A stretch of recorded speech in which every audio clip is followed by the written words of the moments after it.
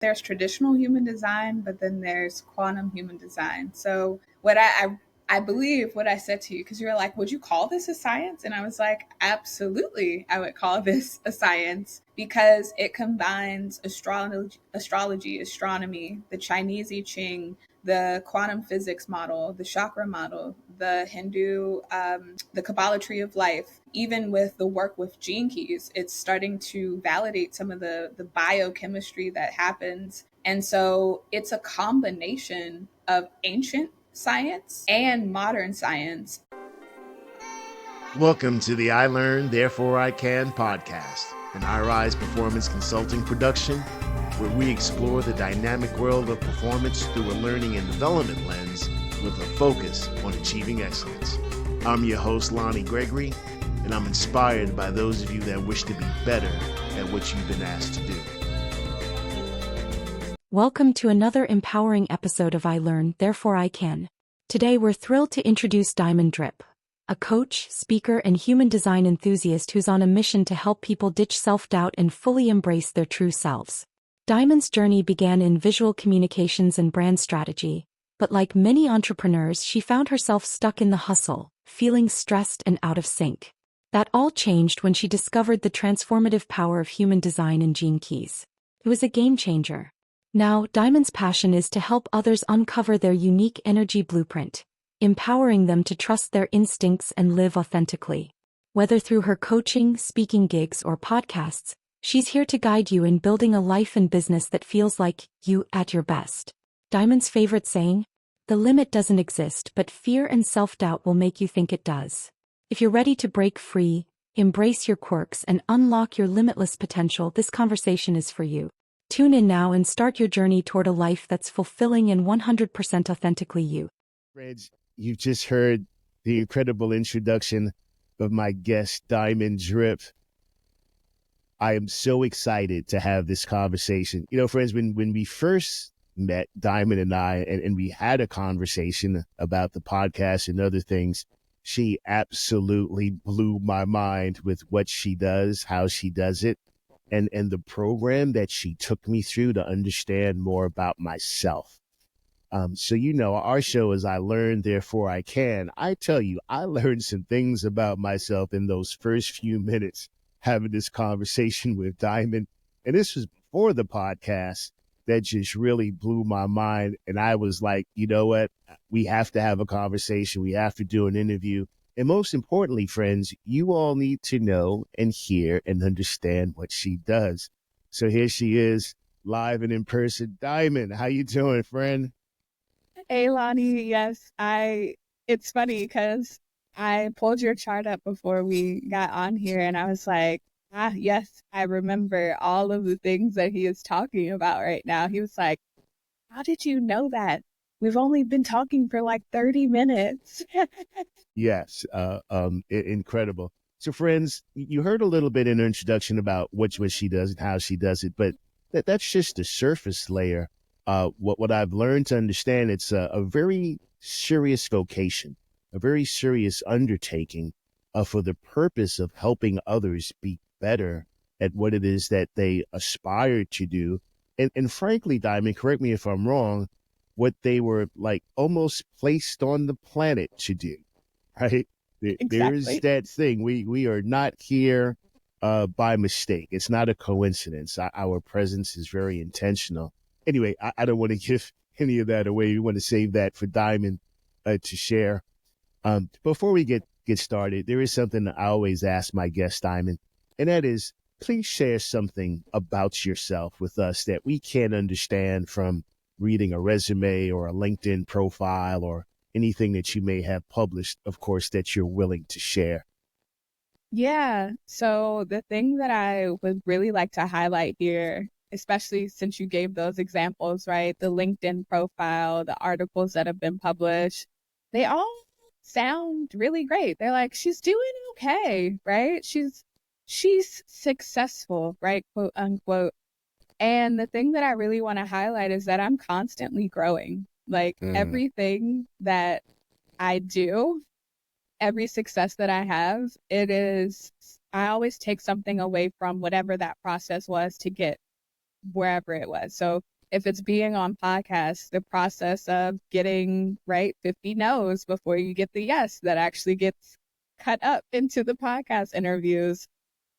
With the articles that I have coming out, it's the setting up and giving them the information that they need about you, right? Having that awareness of like, okay, this is what should go in there, and not second guessing yourself and not questioning yourself, but instead just Right. being like, this is enough. This is good enough to go out in an article, in a publication. So I am constantly growing and evolving. From the outside, it looks like, she's doing okay. And it's not to say that I'm not, but I'm very humble in that Mm-hmm. everything that happens to me, sometimes it still shocks me when I Google myself. I'm like, oh, this is a brand or something. She's How doing about that? okay. That's cool. I appreciate that. I ask that question all the time. I never know what I'm going to hear. I think it is important, at least for my guests and for me, right? For the satisfaction that I derive from having these conversations is to learn about people on a much deeper level, right? Just to connect more. Many of the people that I talk to are professional coaches and consultants, and they're practitioners in their space, in the organizational development space, and training, uh, so on and so forth. And we do have these things on LinkedIn that says how great we are, what we do, and what we've done. But we're still people, right? We're still just regular folks, living a life, trying to make things work, trying to be better. So I like to understand on a deeper level who people are, and what we can know if we just simply ask. So thanks for sharing that. I appreciate that. You asked me just before we started the call. I said, "Well, how you doing? You doing fine?" You asked me. I said, "Well, actually, I'm not all that great right now." Right? That's part of life. But I typically do respond honestly. Right? How am I? Yeah, yesterday wasn't so great. Today is looking a little better. Tomorrow may look even better, right? So that's where we are sometimes. So again, thanks for sharing that. So you did mention that you got some articles, you got some things happening. You do have like a new project that you're about to launch tomorrow, right? Isn't that right? You saw that, did you? Of course I saw it. Yes. So I love being on podcasts. I had my own podcast at one point, and having a podcast, as you know, it's a lot that goes into it. And so I had an editor who was doing my podcast, making it sound all great, but then I began to not be able to rely on him to Mm, get the episodes edited out in time enough. So I was like, you know what? I have a lot on my plate right now. I'm just going to put this whole podcast thing down and I'll be a guest. And not too long after that, someone who had been a guest on their show, she reached out to me on a LinkedIn message of all places, right? And she's like, my higher self told me to reach out to you and ask you to be a co-host on my podcast. And I'm like, okay, I'll bite. Your higher self showed you me. I will see what you're thinking. And the idea behind the podcast, the name of it is the Unmasked Podcast, is we as business owners, we were just talking about this, we as business owners, we as professionals, we put on this brand, we put on this mask, if you will. What oftentimes people don't talk about are the hardships, are the things that happen behind the scenes to right. get there. And so this podcast is just us, my co-host Rachel Woosley and I. We are talking about like all of the stuff, like having trouble maintaining our boundaries, having, Mm, what was another one we did? Oh, we did one on mommy and daddy issues. So that's coming at wow. some point. Yeah. But like the stuff that's real and raw that no one necessarily wants to talk about, we go there because everyone is going through something. Right? You answered honestly before we hopped on today.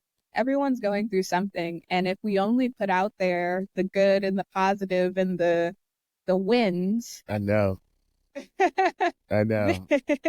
then people think they have to be that or else something is wrong with them. So yes, that is launching tomorrow. Wow. I can't wait to see that. That did excite me. And plus, you already have a newsletter that comes out that it talks about. Share a little bit about that newsletter and the composition of that. Yeah, so human design, which you heard about in the bio, there are planetary influences. And so while our physical charts that we our blueprints that we were born into, that we chose in this lifetime, those don't change. When the planets move and shift and shake around up there, we get temporary access to some of the gifts that we normally might not have defined in our charts. And so, in an effort to get better with me knowing what gates are what, and also understanding how what's going on in the environment is affecting me, I go live and I talk about what the two most important ones, so the conscious sun and earth gates, are doing. And so for a really long time, a lot of our gates were in our throat chakra, and Mm. I don't have consistent access to my own voice. So when it would happen, I would say like, "Oh, this is awesome. I'm going to be really great at telling stories this week and being confident in whatever I say." And so the lives, I then send the transcript to my assistant who turns it into a blog, and the blog goes out Gotcha. every week. That helps people understand what's going on in their environment. Because even if you may not be feeling it as strongly, I would see that my daughter would be in like whatever the shadow was, or like the people in my environment were being a little bit interesting. We'll say that word. They were being a little bit interesting. And so to know what was going on with them was helpful for me. So I was like, I'll just share what I know is going on with my network. How about that? I tell you, friends, like I said, when I first started talking to Diamond, she sent me a link to this program that she uses. And that it's typically not my thing, right? I'm a different, type of guy, but I was blown away.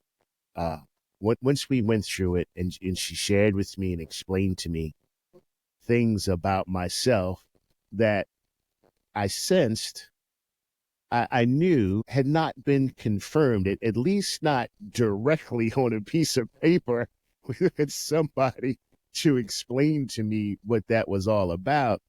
And you walk away, you're like looking for the other hidden cameras in the room, like has she been here before? Where is this coming from? So and again, not, and I am going to promote to you all to experience the same thing that I did with Diamond, just to understand really what this is about and where it's coming from. Because I think just this conversation alone is just not going to do it, right? You have to, you got to click the button, you got to answer the questions, and then you have to be receptive to what is being shared. So having said that, Diamond, so tell us, how did you get into this space? How did you figure out this was where your life trajectory was supposed to be? Yeah, much like you, I wasn't necessarily into these types of tools. I used to get my horoscope emailed to me. I think it was like every week. And like some of the stuff would fit, but not everything would fit. And that's because horoscopes are like generalizations. So Mm, they'll say like all cancers experience these things. And if you were born during this time, then you'll probably be experiencing this. But human design is the science of differentiation. And so while it does combine some of the sciences of astrology and astronomy, there's so many more pieces and components to it that it really takes a look at the individual. And so I found these tools at a point where I was shooting myself into a niche that I mm. thought would bring me success. And in getting into that niche of business and mindset coaching, I quickly discovered that it was very saturated in the online space. And Right. I was trying to figure out like they always talk about what's your competitive edge. And I didn't know what that was because I was in the wrong market, I guess, in a way. And so the one thing that people always would say is like, your energy is contagious, your energy is infectious. And if I could bottle my energy up, if I could teach people how to have my energy, then Mm. I'd have a win. But those things are not possible. So, Right. How about so that? right? So I didn't know how that was an asset to me necessarily. But then when I was asked, do you know your energy type by one of my associates, I was like, no, I don't know what you're talking about. I've never heard of this. Similar to how you were, right? Like, no, Right. I don't. And she sent me a calculator, which is not as detailed as the one that I have on my website now. And the premise for that is because they want you to buy the report that comes with it. And I was like, I'm Yeah. not buying a report for something I don't know anything about. And so immediately part of my design kicked in, the one line, the investigator, the researcher. And from the moment I typed into YouTube, like, what does it mean to be a generator in human design? I was like, oh my gosh, that's exactly what people are saying is me. Like, Right. this is crazy. And every single thing that I found, like having a 5-1 profile, having emotional authority, like everything was confirming and validating what, like you said, I felt was true. I just didn't have the language or, like, I guess the sciences of what goes into human design to like help me really validate and confirm that like this is a thing. This is something that I can stand on. Yeah. And then and then I looked up my daughter's chart, and then I looked at my partner's chart, and I was like, these are cheat codes. Like this is this is what's happening with them energetically. Like this is why my daughter and I butt heads, because she Mm. has these different, you know, definitions in her chart and I don't have those. So I'm like, who is this child and where did she About come that. from? So Diamond, during our first conversation, I kind of challenged you again based on my ignorance at the time. I challenged you about the legitimacy of the work that you're doing in using the word science. Mm-hmm. Certainly, I am familiar with the scientific method, particularly as it's proposed in Western cultures and in Western education. Um, and what I suggested to you is, some folks who are scientists trained in the scientific method, those that have backgrounds in mathematics or physics or biology or medicine or anything like that, might not agree with the use of the term science as it applies to the work that you do. And you had a very interesting counter argument for me. Would you mind sharing what that argument is, that what you do is more science than not? Yeah, absolutely. Especially with so there's traditional human design, but then there's quantum human design. So what I believe what I said to you, because you're like, would you call this a science? And I was like, absolutely, I would call this a science because it combines astrology, astronomy, the Chinese I Ching, the quantum physics model, the chakra model, the Hindu, the Kabbalah tree of life, even with the work with gene keys, it's starting to validate some of the biochemistry that happens. And so it's a combination of ancient science and modern science. And even with things like epigenetics being more prevalent in our culture, we're starting to see that there are things that are passed down generationally that stay in our genes. There are things that are in our environment that actually affect how we are shaped and molded and morphed into these different things. And so yeah, what I do, right, I don't call myself a scientist. I do a lot of experiments because I always, especially now that I'm more well versed in human design, and I learned through an Akashic Records reading that at some point I will be able to look at someone and kind of be able to see their chart without actually Wow. pulling their chart. And so I'm like, that's a goal that we're looking forward to. Like, But should we be afraid? absolutely not, Okay. because I only, right, I would only use my powers for good. When Mm, I started to understand how these tools could help me not only understand myself, understand the people around me, but help my clients, and even even the people I come in contact with do the same. Like, I'll give this example. I was having a CEO lunch a couple months ago, and my waitress, she was super nice. And I was like, I love your energy. And I asked her if she knew her time of birth, because that's usually the thing that, like, most people have to, like, check their birth certificate or their mom or whoever. And she did. And I looked at her energy, and I was able to kind of do for you what I did for her in like a little mini setting, and help her understand why sometimes when she went against herself, hmm. why things didn't pan out a certain way. And even now, when I go back to that same restaurant, I'm like, how are you doing with trusting your gut? And she's like, I'm working on it. Right. Like, How about but that? So yeah, let's talk a little bit about the people that you work with. You know, what I'm interested in is because I do believe that people can be better at what it is that they're doing, right? What they're trying to do, what they aspire to do. More importantly, like in the workplace, what they've been asked to do. Do you find that your work and working with your clients is helping them be better at what it is that they've been asked to do?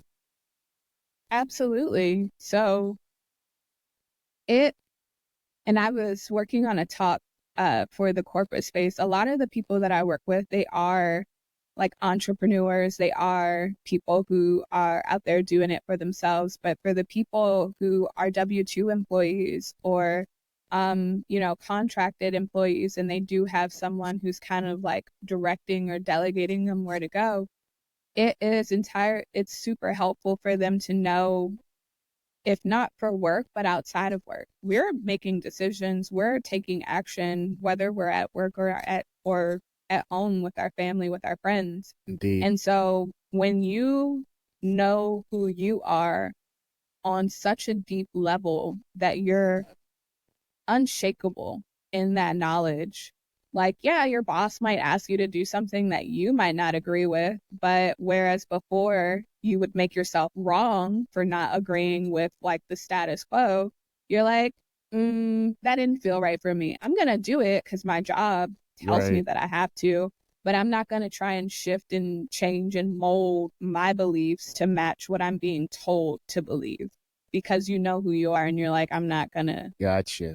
So would you say there's like a direct relationship to the ideas of mindfulness and the things that we're currently telling our leaders and folks to be mindful, and the ideal of emotional intelligence? Is there a relationship between your work and those two phenomena? I would say for sure. So, emotional intelligence is only bettered by understanding your energy and those around you, because you're able to have and cultivate that compassion for other people, that empathy for other people, and you're able to reduce the comparison that typically happens in our society, because at the end of the day, we all, like, there hasn't been a chart that I've pulled that looks exactly like someone else's chart. And Right. that is fascinating to me. I love when I get to pull someone's chart for the first time and I'm like, oh my God. Like, I pulled a projector's chart, right? We were talking about the openness in your chart. I pulled a projector's chart the other day. He had everything defined except for his sacral. I was like, this is crazy. You are lit up, sir. But it helps, because it helps reduce those things, and it helps you to work better with individuals when you understand them better, when you understand yourself better. And when you talk about mindfulness, we are a mind, a body, and a spirit. And so the body, right? Certain things that we do that goes against our unique energetic blueprint, it actually shows up as a manifestation in the body. So ulcers, anxiety, Right. different pains and ailments in the body will show up when we're not doing what our spirit was called here to do, when we're not living in alignment to how we make our best decisions. It will show up physically in the body or emotionally. And even with emotions, we know that trapped emotions cause dis-ease in the body. Right. So Disease. That's right. Dis-ease, disease. Yes. yes. So when you think about being a mindful leader and being in your awareness enough to, because our minds pick up on so much from our environment, from our friends, from our family, from society. And so all of those things are being fed to our minds, which is where the inner critic is housed. Exactly. And yeah, and that inner critic can be so loud. So when you're able of mindfulness and to be able to observe what without judgment, without shooing them away, without forcing them to, then to have like a user's manual, if you will, for instead, how do I listen to the voice that's inside of me? How do I navigate in a way that is true and authentic to me? Right. So it's Yeah. super helpful. Yeah. So I'm about to ask you something that happened, not happened, but it's something that I work on continue part of the program that I'm trying to build. And it's around the ideal of a brain function, not a malfunction, but a brain function. Bias is that scan the environment to detect threats, to perform pattern recognition. Safe. Now, with respect to the human design work that you do, are you able to account for, just bias and then how that impacts our lives going forward? I used to be biased. And so I would be a proponent of the messages that, like, if you're not doing how you were designed, his gene key says that he thrives best as an entrepreneur. And he is a bank. And he is perfectly fine. He just got a promotion. He's got the nice merch. I make All fun of right. him. I'm right. I'm like, okay, I see you. And I are entrepreneurs. And so he has seen the ups and downs. And he's like, I'm good with my salary job. Like I'm Right. okay on the even that day at brunch, I was like, well, that is a form of entrepreneurship. Like you were marketing yourself as a not as much. But if I hadn't have learned is a blueprint. It's a manual of how you can welcome these flow with less resistance. Right. At the end of the day, you can choose to make your own choices. You might have away, but when I accepted that, it helped me to help people all the time. Like, does it light me up when someone is doing whatever is in their learn what their purpose is? Right. I'm like, yes, you're doing the thing. But also having that non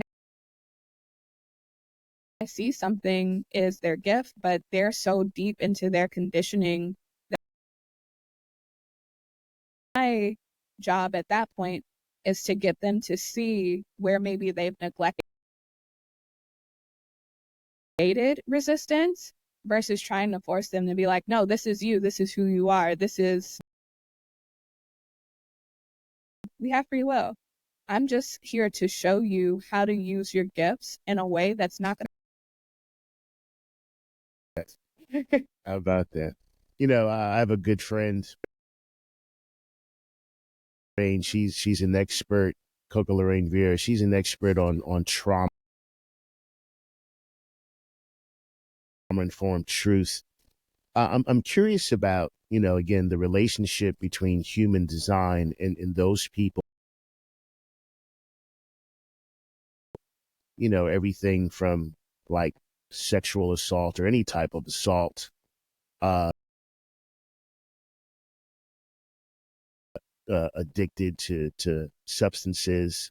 What is the relationship between those just not necessarily by their own doing and the human design? Love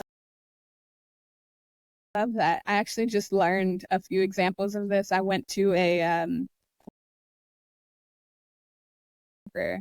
and she was talking about this exact thing, how kids early in their lives and they didn't have a way to process have cancer as they're older because all of the stuff Mm. that gets stored in it. She talks about how, and this was something that I had to HD. And so what was said was children who have their maternal grandparents, grandmother specifically, in their life, are likely to develop things like ADHD as they grow older. That I was like, especially with like my mom and how instantly like back at my grandparents' house, living with Wow. them. And there are times where I'm talking with my friends and they have ADHD and I look at their ADHD like you. And when I heard that, I was like, it makes so much sense. So I went into our group chat and I was like, for my ADHD relationship with your grandmother. And one of them was like, they, games and things like that, but they like lived. The other one, she was a child of immigrants, I believe. And so and, she didn't speak the native language. She grew up in Canada. Like there wasn't an ability to have like a relationship there. And Mm. the people in my life who didn't have their grandparents, but they had or undefined ajna, and to see like because my grandmother was in my life, not develop those things. Right. It was fascinating. That Even so I grew up with I've known my grandmother like all my life. And I remember thinking my granny was and as a child, I would get up in the morning and go to her blankets and she was listening to Bible shows. Uh Tells you how old I am, right? And I remember my grandmother was also like my as I was getting into high school, she made sure that I got wake me up. Uh, I have lots of great memories of my grandmother. So resilient or seeing resilience a lot easier. I've not been diagnosed with, but just the fact that you mentioned, having the grandmother in the life just brought back so many memories. So thanks. The word that you've used a couple of times, and that word is quantum. Big fan of physics and quantum mechanics. I believe that they've progressed which also suggests to me that at any given point in time, like for instance, the contents, there is a snapshot of a quantum reality to test to that, right? It's not spooky or anything. It just is. But because use of the word quantum with respect to human design. Yeah. So, and that is something. So one of the investments that, and of course, under my conditioning, the life coach that I chose, an aerospace engineer. So she had a heavy background in physics. For me, especially looking back on it, because it was during my time with her in design. She wasn't the one who introduced me to it, but being able to talk about certain things because of her background. And so one of the things that she was basically talking about things and how powerful the mind is, she had me listen to this. And in the video, the gentleman talks about going into a super dark in the closet, but it basically goes beyond what experiment where he imagined being in this different place with his eyes closed and feel different things. He could start to smell different sensations just because of the power. Eyes, like the only thing that was like, I guess, proving that he opened his eyes and there was darkness. He came out of the closet. He was, because I didn't necessarily like my logical brain was like, yes, that's go anywhere. And this quantum field is like any abilities. Like there's That's right. even this theory of, I forget what it's called, but it's like the watch Observer. Yeah. yeah, the The observer observer. effect, right? If you're watching under a microscope, they behave differently than if you step away. Don't do Yes. anything. In fact, Einstein was opposed to quantum mechanics, finding it. And one of the things that he said, do you really believe the moon is not there when you're not looking at it? Common sense way to kind of understand what they were suggesting. But the impact age, which they now are associating with this ideal of entanglement, right? So different sets of energies or vibrations come together, they are now entangled, and that represents a different. It can all be very spooky. So, Yeah. and the reason why I mention that is when you first introduced like the perceived spookiness about it, which by the way, that's the same term Einstein used about entanglement. But how do you overcome, a person's, just normal to the spookiness of it all? Yeah, I love that. That first question. So when I first discovered human design, and so that included, especially with my open ajna, like wanting to prove, went into it and knowing like all of the things. And through stumbling, help people see that this is useful. It's not woo woo. It's not spooky. As learn that at the end of the day, people just want to know what's in it for them. And so even in podcasts as I went into it, I name a few just so that if someone has heard of one of them, like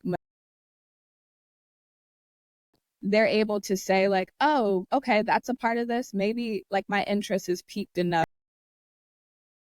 about how this can help me. So really, it's just been a shift from about the things that I learned, which is how I like to do things, It's just like me. I'm a nerd. Absolutely. I nerd out. but meeting people where they are and giving them the insights that they useful for them.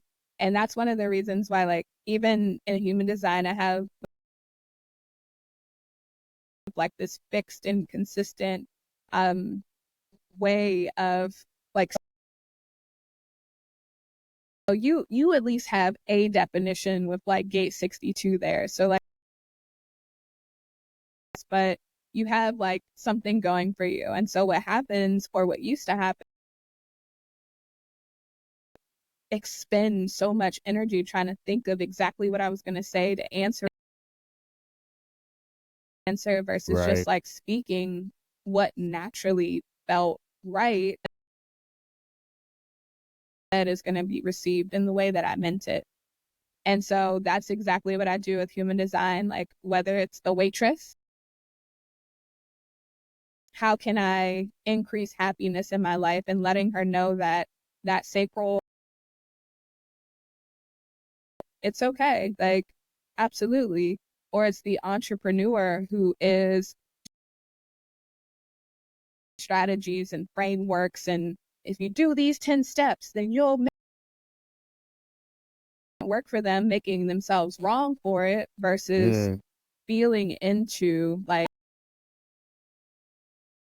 I take out of this for me, and encouraging them and empowering them to make them. So now it's just a matter of Gotcha. meeting people where they are. How about sound like, and again, please correct me if I'm wrong, but it does one-on-one. Is there any opportunity to work with a team of people, a group of people, like a leadership team or a cross-functional for the opportunity to use human design, in the business world to accomplish? Absolutely. One of my clients, she used to work a government contract before out and launched her own career in consulting business. And now she's the speaking that she used to do for the government or herself. Because she joined when I was still in the business coaching space. And she saw towards human design. And so now all of the sessions that, and having experienced like the business brain and the things, the joy that I find helping her understand herself with human design, you can do this for like government people. You can help them understand how they of their different triggers by being aware of fears that might be holding them back, by being in their awareness enough so that they're not making people who are under them, and actually being able to honor the gifts of their team. Everyone, like some people, they assign things just because they're like trying to delegate it and get it off their plate. But imagine something to somebody who actually is designed to sell at whatever the task is versus handing it to Nancy instead of us. And she drags her feet and she's like, it's like, I really About that. Yeah. Oh, good. Because that's important. Again, a lot of the team capacity building and understanding how they think, what motivates them, how they need to be led is a very important part of being able to do. So this is something that can support team growth that I'm all in. I'm all for it. This idea of can we be better when we're intentional about learning. So I just like to ask you, Diamond, what is that thing that you were intentional about learning? Therefore, you could go apply it to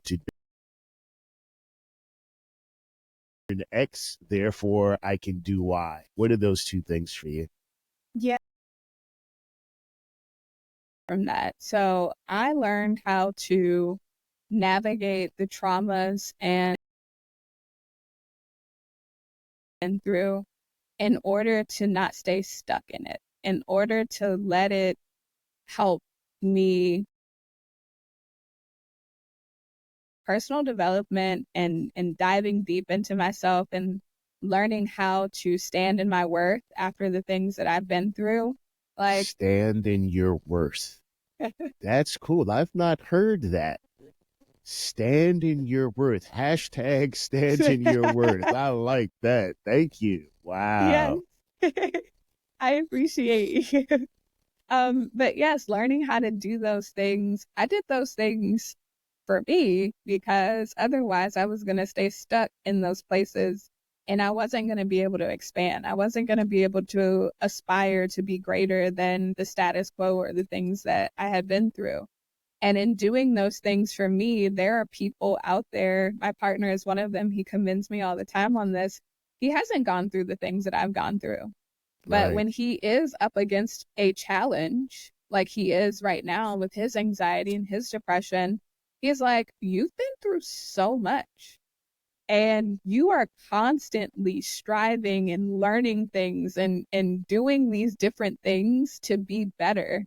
He's like, I gotta do something too. Like I can't just sit here and wallow in this. So I'm happy to announce that he is now following my insights that I've been trying to get him to do for years. But we all come to things in our own time. How about that? Right. Right. How about that? That's fascinating. So what's next, Diamond? What's next for you in your career and in your practice? Of course, when we first met, you told me you had a family, you had a daughter. I'm like, you got to be kidding. I've been thinking to myself, I wonder how old this person is. And I'm not going to ask. It really doesn't matter. But I am curious. Like, so what's next? Where do you take this? Where do you go from here? Yeah, I love that question. So what's next is just more visibility, more getting out there. One of the things that I have noticed is so many people don't know that these tools exist or that they're out Mm, there. And so the more that I can get out there, the more that I can speak on podcasts, the more that I can lead workshops, the more that I can be brought into small groups as an expert and share these tools and share how they can help, not just professionally, but on a personal level. I yeah. am a better mother than I ever could have dreamed I could be because of how deeply I understand my daughter and the way that she was designed and her strength. Wow. So those things to include one of the things that we didn't talk about is that I have a book launching at the end of this month. And so even being able to share a part of my story, it is an anthology. So I have a chapter in the anthology, but even being able to share like my story of how I did battle imposter syndrome. Am I saying that I Mm, kicked its butt entirely? No, because as we grow and we evolve, our inner critic grows with us. It finds new things to pick at. It finds new things, right? But having that awareness and having that confidence in who you are and saying, you know what? Mind, you are trying really hard to knock me off course right now, but I know better and being able mm. to stand confidently in that. So, yeah. Wow. What you just said about the inner critic growing with you to find new things, that struck me personally. So I remember, in fact, just months ago, as I was about to launch this podcast, I did get to a point where I was like, wow, can I, should I, why, right? Why am I doing this? Excuse me. And I did suffer a little bit, from the imposter syndrome. Fortunately, I have people, in my corner, uh, folks that support me, that believe in me, encourage me, to move forward. It doesn't mean I don't cycle back to that, right? And still have to, kind of deal with maintaining positivity and self encouraging when folks aren't necessarily around to do that. I am curious then also then about like the relationships you find with other people, right? So if everyone has an incredibly unique design, or are there folks that are more compatible to be together? And conversely, are there folks that are less compatible? Right? Are there people you should, kind of avoid if you can understand their design versus people that you would probably be more attracted to or drawn to? How does that work? Yeah. So, are there things that make people more compatible, quote unquote? Sure. I like to say that human design is a very good example of opposites attracting. So typically in a relationship, one person will have their solar plexus defined and they'll have emotional authority. And so essentially that person, they put out, energy in there. They put out their feelings into the ecosystem. And then there's somebody who doesn't. And so there's somebody Mm, who is more empathetic, who does pick up on those emotions. My partner and I are a perfect example of this. He picks up on things before I even have a chance to vocalize them a lot of times. And he's like, "You okay?" I'm like, "Yeah, I'm fine." It's like, mm, okay. right. Um, and similarly, we were talking about this during our like mini session, but if you have an undefined spleen and you're in a relationship with someone who has a defined spleen, like because the spleen is like where you start to have and cultivate this feeling of safety, it can be easy to develop codependent tendencies sometimes when you're Mm, in a relationship with someone who has that definition, because it's like, I feel safe here. And this happens not just in relationships, like romantic relationships, but with parents. A lot of children who have undefined spleens, but their parents are abusive, they will still cling and like even though things are happening to them from their parents, they'll still cling there because it's like, okay, this is what I know. This is, this is the only thing I've known. I don't know anything else. If I go anywhere else, like what if?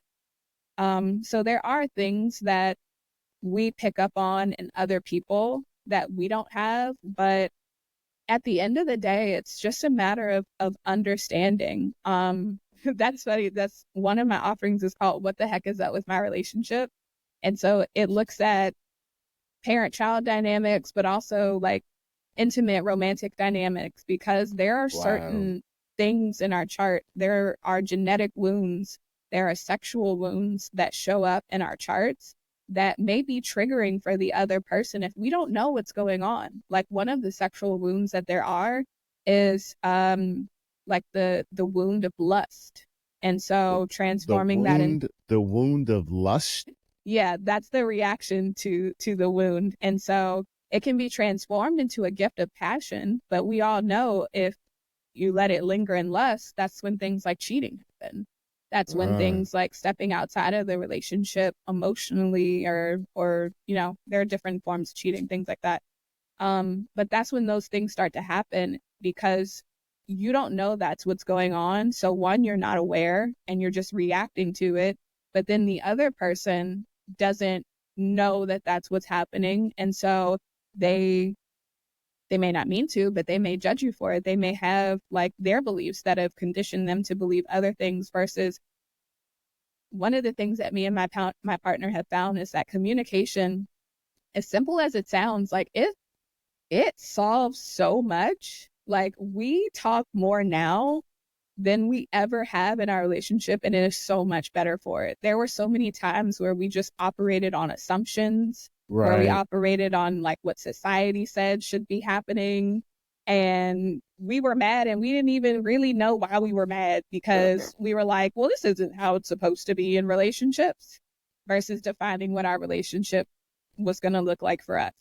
How about that? Don't even know why you mad. Right? I think I'm supposed to be mad right now because you did this. How about that? Wow, that's powerful. Friends, there's so much more to learn and understand. I did, you don't call it a reading, right? Anyway, I went online, I filled out the thing. We had a conversation about it. I'm going to double down and do it again because I am so curious now. And again, because there were things that were revealed to me in that just initial conversation that just blew my mind. And again, when I say blow my mind, my intellectual mind, my mind that is based upon my current understanding of reality, and the things that I've always aspired to understand and have worked intentionally on understanding. So there's just more for me to know is the bottom line. Having said that, Diamond, is there something else that you'd like to share, with the friends out here, that we just didn't get around to talk about, I didn't ask you about? Is there something that you just really want us to know? And if there was a question that you could ask and answer of yourself, what would that be? So one of the questions, I don't know if this is like me not waiting until the end, but one of the questions I'm often asked is like, do you have any tips or like insights or things that you want to share? And the one thing that I always like to share is the limit does not exist, but fear and self-doubt will make you believe that it does. And those self-imposed limitations are the things that are holding you back from that quantum cosmic fulfillment, like whatever you want to call it, success, abundance, joy. Like those are the things that we put upon ourselves because our family told us to, or our friends told us to, or society told us to. And when you really take the time to be in your awareness, to be in that mindfulness that we were talking about, to actually be able to challenge your beliefs, like is this something that like someone taught me? Is this something that I learned like along the way? Like, where is this coming from? And to actually challenge those and figure out what you believe, you will be so liberated in ways that you couldn't even imagine. That's cool. Friends, you see me grinning over here. This is the same grin I had after the first time I talked to Diamond, and couldn't wait to get her on this show again so we could have this conversation and share it with you. Hopefully you'll get a chance to share your own conversation with Diamond. So Diamond, how do we find you? If we want to look for you again, that stuff's in the intro portion of the podcast, but just to tell the friends directly from yourself. Yeah, so the best way to get in contact with me is through learning something about you. So on my website is a human design calculator where just a few simple details, you're able to look at your unique energetic blueprint. You're able to see your gifts and strengths. And there's even a free ebook that you can download. It's called Improve Your Health by Design. And so based on that custom chart that you pull, you'll learn how your energy type sleeps best, how you handle overwhelm and pressure, and how your immune system was designed. So Mm. that's the first step that I say to get in contact with me, because I love when people have that moment where they awaken to what they were told or what they thought was true to not be true, and then for them to figure out what their truth is for themselves. So Yes. diamonddripconsulting.com is where you can do that. You can also find all of my social media handles there too. Outstanding. Friends, I don't know about you, but I'm excited. I am even more curious because again, my thing is, can I be better at what it is that I've been asked to do? And the work that I do is to help you all be better at what it is that you've been asked to do. So hopefully this conversation will contribute to that end. Diamonds, thank you so much for this time that we spent together. I really appreciate you, girl. And one last question. Will you come back on the show, some point in the future and just share a little bit more about what you're doing, how you're doing, and how it's going? Absolutely. Outstanding. Thank you, Diamond. Appreciate you. Thank you. I appreciate you. That concludes this episode of I Learn, Therefore I Can, an iRise Consulting Performance podcast. I don't know about you, but I'm feeling better about being better at what I was asked to do. Thanks for joining.